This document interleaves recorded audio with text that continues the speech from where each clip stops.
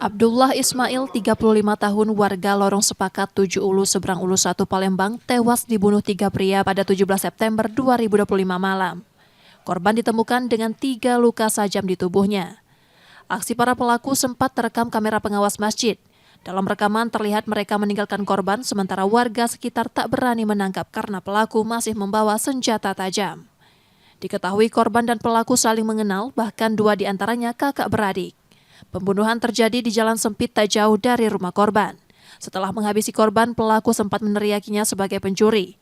Diduga kuat motif pembunuhan dipicu dendam dan selisih paham. Sudah membunuh di korbannya, neriakkan orang maling, ada orang maling, maling. Nah, Oh, pelaku tuh neriakin korban. iya, Sudah dibunuh, diteriakin maling. maling. Ada teman-temannya, jadi keluarlah sini kan. Tahu-tahu sudah tergeletak. Padahal Pelaku itu yang bunuh itu teriak maling. Unit Reskrim Polsek Seberang Ulu 1 langsung mendatangi lokasi untuk melakukan penyelidikan.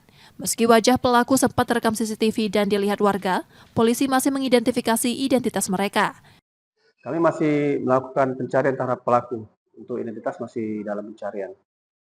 Korban ada beberapa luka, pertama ada di dada, di tangan, dan di kaki. Korban sempat dibawa ke rumah sakit dan meninggal di perjalanan. Jenazah korban dibawa keluarga ke Desa Meranjat, Ogan Ilir untuk dimakamkan. Yudiki Swanto, Kompas TV, Palembang, Sumatera Selatan.